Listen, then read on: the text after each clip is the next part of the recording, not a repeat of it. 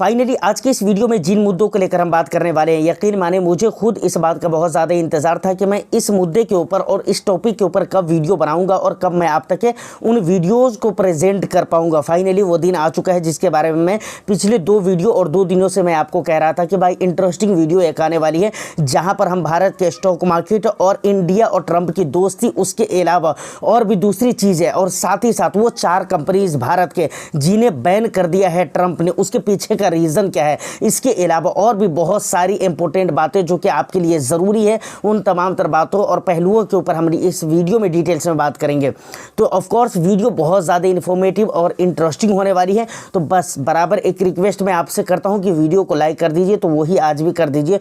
Channel को अगर अभी तक आपने सपोर्ट और सब्सक्राइब नहीं किया है तो प्लीज़ ज़्यादा से ज़्यादा सपोर्ट करिए, सब्सक्राइब करिए, ताकि इसी तरह के कंटेंट मैं ढूंढ कर आपके लिए लेकर आता रहूं। देखिए, सबसे पहले अगर मैं बात करूं कि भाई भारत के बाजार की, तो भारत का बाजार इतना अच्छा तो पहले से ही नहीं चल रहा था, लेकिन अगर हम बात करें ट्रंप की एंट्री के बाद, जब ट्रंप यूएस के अंदर प्रेसिडेंट बना है, उसके बाद से भारत के बाजार के साथ साथ पूरी दुनिया के बाजार बुरी तरह से गिरावटों के जद में है। लेकिन अफसोस के साथ कहना यह पड़ रहा है कि भाई इंडिया का जो मामला है वो सबसे अलग है, सबसे बुरी स्थिति में इंडिया की हालतें हो चुकी है, समझ रहे हैं ना।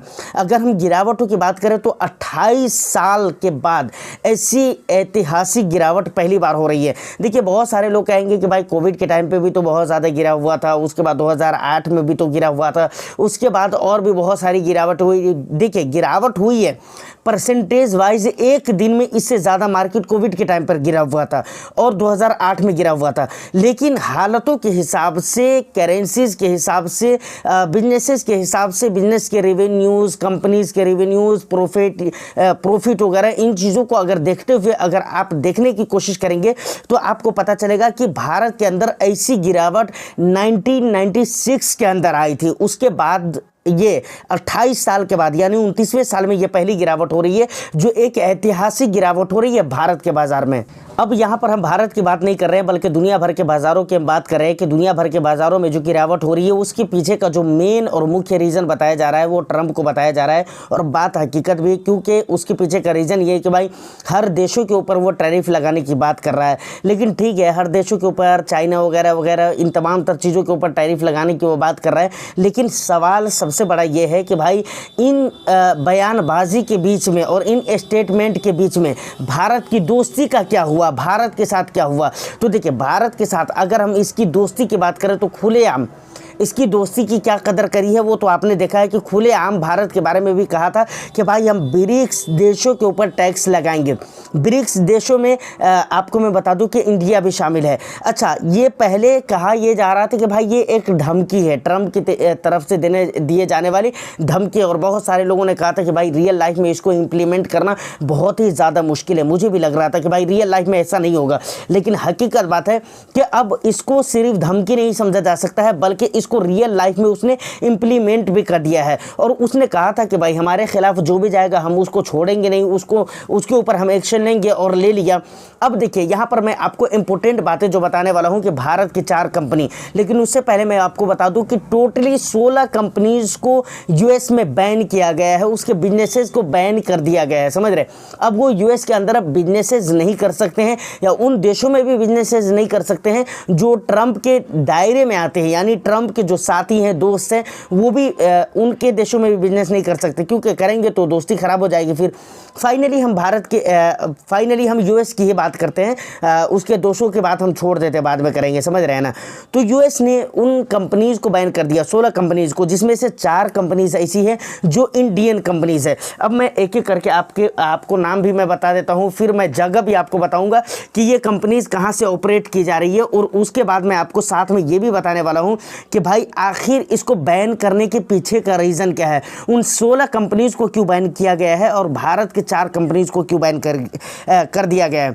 सबसे पहले अगर हम बात करें तो Austin ship management private limited है, समझ रहे हैं, ये कंपनी भारत की है, समझ रहे हैं। दूसरे नंबर पे आता है BSM मरीन LLP, ये दूसरी कंपनी है, ये भी भारत की कंपनी है। उसके बाद तीसरे नंबर पे जो कंपनीज आती है वो कॉस्मोस लाइन्स है, ये भी भारत की कंपनीज है। उसके बाद चौथे नंबर पे जो कंपनीज आती है वो है फ्लक्स मैरिटाइम LLP, ये भी भारत की कंपनीज है। टोटल ये 4 कंपनीज है जिसको बैन कर दिया गया है, 16 कंपनीज को बैन कर दिया गया है, जिसमें से ये 4 कंपनीज भारत की कंपनीज है। अब देखिए Austin ship management private limited की अगर मैं बात करूँ कहाँ लोकेट है, मैं आपको बताना चाहूँगा कि ये NCR दिल्ली वगैरह में लोकेट है। उसके बाद BSM मैरिम LLP की अगर बात करें तो ये भी NCR में है। उसके बाद कॉस्मोस लाइन्स की अगर बात करें तो ये तंजावुर कोई जगह है भारत के अंदर, वहीं पर लोकेट है। उसके बाद फ्लक्स मैरिटाइम की अगर बात करें, फ्लक्स मैरिटाइम LLP की अगर बात की जाए तो नवी मुंबई में लोकेट है।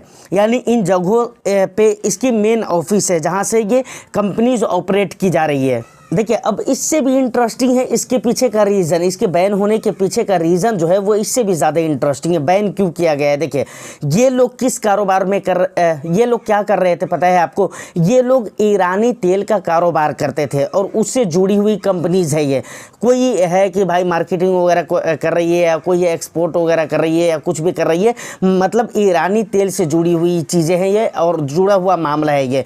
तो भाई ट्रंप का कहना है कि भाई ईरान से अगर तुम कारोबार करोगे तो हम तुम्हारे साथ नहीं है, क्योंकि ईरान से अगर देखें तो US का मामला शुरू से ही अच्छे नहीं रहे हैं, उसके रिश्ते शुरू से ही अच्छे नहीं रहे। लेकिन वहीं पर अगर हम अपने भारत की बात करें तो भारत के रिश्ते शुरू से ही ईरान से बहुत अच्छे रहे हैं। जब एक टाइम ऐसा था जब ईरान के ऊपर US से पाबंदी लगाई गई थी, US ने बैन किया था ईरान को, उस टाइम पे भी हमने ईरान से तेल खरीदा हुआ था। समझ रहे हैं? भारत की ये हालत है और शुरू से रिश्ते बहुत अच्छे रहे। तो फिलहाल अभी ट्रंप ये जो बंदा आया है इसका कहना है कि भाई तुम अगर ईरान के साथ मिलकर कारोबार करोगे या उसके कारोबार में तुम शामिल होगे, इंक्लूड रहोगे, तो भाई हम तुम्हें नहीं पहचानते हैं और तुम हमारे देश के अंदर कारोबार नहीं कर सकते हो। मतलब सोच कर देखे कि भाई ठीक है आपकी दोस्ती या दुश्मनी जो भी है ईरान के साथ वो आपकी है, लेकिन हमारे भारत के साथ तो आपकी दोस्ती थी, उसका तो आपको ख्याल रखना चाहिए था। लेकिन भाई साहब यहाँ पर कोई भी ख्याल नहीं रखा गया है। लेकिन अब अगर हम बात करें अपने देश के प्रधानमंत्री या फिर फिनेंस मिनिस्टर की या फिर विदेश मिनिस्टर की अगर हम बात करें तो मैं आपको बताना चाहूँगा कि किसी की तरफ से कोई भी प्रक्रिया यहाँ तक अभी तक तो सामने नहीं आई है कि भाई ऐसा क्यों किया गया है या इसके ऊपर कोई बातें भी नहीं हो रही है। तो मतलब ये कह लीजिए कि भाई इकोनॉमिकली ईरान के साथ साथ इंडिया को भी डिस्टर्ब करने की कोशिश की जा रही है ट्रंप की तरफ से। तो उम्मीद है कि ये सारी बातें यहाँ तक आपको क्लियर हो चुकी होगी। अब अगर हम बात करें भारतीय शेयर बाजार के, इंडियन स्टॉक मार्केट की बात करें तो भाई इंडियन स्टॉक मार्केट के अंदर लगातार गिरावटें हो रही हैं, समझ रहे कि नहीं? और मैं एक रिपोर्ट के मुताबिक आपको बता रहा हूँ, एक रिपोर्ट में पढ़ रहा था जिसमें यह बताया गया था कि प्रेजेंट में इस टाइम पे दुनिया भर की सबसे बेकार करेंसी अगर कोई है तो वो इंडियन करेंसी है। मतलब वैल्यू के हिसाब से, वैल्यू में जो डिप्रिशिएशन हो रहे हैं ना उसके हिसाब से मैं बातें कर रहा हूँ। मतलब लगातार भारत की जो करेंसी है उसके अंदर गिरावटें हो रही है और रुकी हुई गिरावट। ऐसा नहीं कि भाई एक मरतबा गिरावट हुई और फिर वो अपनी असली हालत पर आने की कोशिश कर रहा है या आ रहा है या फिर आने वाला है, कोई ऐसी बात भी नहीं हो रही है जिसकी वजह से ये कहा जा सकता है कि बहुत जल्दी ये अपनी असली हालत की तरफ लौटेगा। और इंडियन स्टॉक मार्केट से इसीलिए FII सेल कर रहे हैं। और आपको मैं बताऊं कि अफसोस के साथ कि फिर से ये लोग चाइना का रुख इख्तियार करने वाले हैं, मतलब फिर से FIIs अपने इन्वेस्टमेंट को चाइना ले जाने वाले हैं। मैंने 1-2 दिन पहले एक वीडियो में मैंने आपको बताया हुआ था कि भाई चाइना के जो प्राइम मिनिस्टर हैं, वहाँ के प्राइम मिनिस्टर ने बहुत सारी बातें ऐसी कही हैं जिसको लेकर फॉरेन इंस्टीट्यूशनल इन्वेस्टर्स एक्टिव हो सकते हैं या फिर आकर्षित हो सकते हैं उसकी तरफ। रीज़न ये है कि भाई उसको पैसे चाहिए। और चाइना के जो प्राइम मिनिस्टर है उसने कहा कि भाई अगर तुम्हारे को हमारे यहाँ का डेटा नहीं मिल पाता तो हम उसको ज़्यादा से ज़्यादा प्रोवाइड करने में तुम्हारी मदद करेंगे और ज़्यादा से ज़्यादा हम अपने यहाँ के मार्केट, हम अपने यहाँ के बिजनेसेस, अपने प्लान्स, अपने प्रोजेक्ट के बारे में ज़्यादा क्लैरिटी तुम्हें हम दे पाएंगे। हमारे यहाँ तुम निवेश करो, साथ ही साथ अगर ज़रूरत पड़े तो हम आपको लोन भी देंगे निवेश करने के लिए, हमारे बाज़ार के अंदर तुम निवेश करो। अब यहाँ पर 2 बातें हैं जो कि समझने वाली है। एक देश का प्राइम मिनिस्टर ऐसा है जो अपने देश के लिए, अपने देश की इकोनॉमी के लिए, बाजार के लिए, GDP के लिए इतनी सारी चीज़ें करने को तैयार है। और एक देश में ऐसे लोग हैं और ऐसी सरकारें हैं जहां पर जिनका रुपया डिप्रिशिएट हो रहा है लेकिन उसके ऊपर कोई बात नहीं हो रही है, कंपनीज बंद हो रही है लेकिन कोई बात नहीं हो रही है।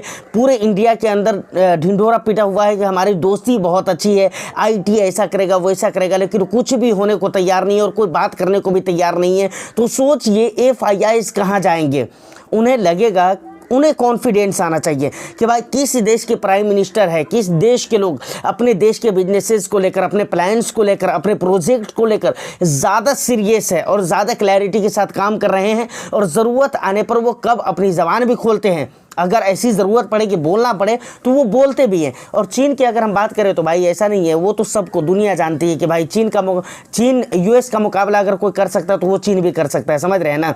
और कई मरतबा ऐसा टक्कर देता भी है, शायद अभी आपको पता नहीं है, लेकिन अगर मैं आपको बताऊं तो जब शपथ ग्रहण हुआ था उसके बाद बहुत सारे देश के प्राइम मिनिस्टर को पर्सनली इन्विटेशन भेजा गया था, समझ रहे हैं ना। लेकिन हमारे भारत के प्रधानमंत्री जी को नहीं भेजा गया, समझ रहे हैं। लेकिन चीन के प्राइम मिनिस्टर को भेजा गया, लेकिन वो बंदा गया नहीं और उसके पीछे कई सारे उसने रीज़न बता दिए, समझ रहे हैं ना। तो इसको कहते भाई अकड़, इसको कहते भाई शान। देखिए मैं खैर किसी को ख़राब नहीं कह रहा हूँ, किसी को मेरा बुरा भला कहने का मतलब ही नहीं है और मुझे राजनीति से कुछ लेना देना भी नहीं है, इन बातों से मेरा कोई लेना देना नहीं। लेकिन हम बाज़ार की बातें करते हैं तो वहाँ पर मजबूरन हमें ये बात करनी पड़ती है, मजबूरी के तौर पर हमारे को ये बात करनी पड़ती है और बतानी पड़ती है। बाकी किसी को, अगर आप किसी पार्टी के मानने वाले हैं या किसी पार्टी से ज़्यादा लगाव है आपको, तो बिल्कुल आपको तकलीफ नहीं होना चाहिए हमारी इन बातों से, क्योंकि हम सिर्फ बाजार को लेकर बात कर रहे हैं। तो फाइनली बाजार की वही हालत है। फिर सोमवार को बाजार ओपन हो जाएगा, देखिएगा क्या हालत रहती है बाजार की। मुझे तो नहीं लगता है कि भाई अच्छा रहेगा, अगर अच्छा रहेगा भी तो बहुत दिन तक नहीं रहेगा, क्योंकि जो सेंटीमेंट है उसके ऊपर फोकस होना चाहिए, जो मैं हर वीडियो में बोलता हूँ और बराबर बोलता हूँ, और उसके ऊपर मेरा फोकस है। और जैसा सेंटीमेंट है फिलहाल तो वैसा ही चलेगा, आगे जब जैसा रहेगा वैसा हम देखेंगे और वैसी बात करेंगे। उम्मीद करता हूँ कि इन्फॉर्मेशन आपको अच्छी लगी हो। वीडियो अगर अच्छी लगी है, इन्फॉर्मेशन अच्छा लगा है तो बस एक लाइक करके शेयर कर दीजिए और हमारी हौसला अफजाई भी कीजिए, ताकि हम इस तरह के कंटेंट आपके लिए ज़्यादा से ज़्यादा ला सके। चैनल को ज़रूर सब्सक्राइब कर लीजिए। मैं फिर मिलता हूँ किसी नेक्स्ट एंड इंटरेस्टिंग वीडियो में। आपका जो भी वैल्यूएबल फीडबैक है आप मुझे कमेंट सेक्शन में बता सकते हैं। All the best, thank you for watching.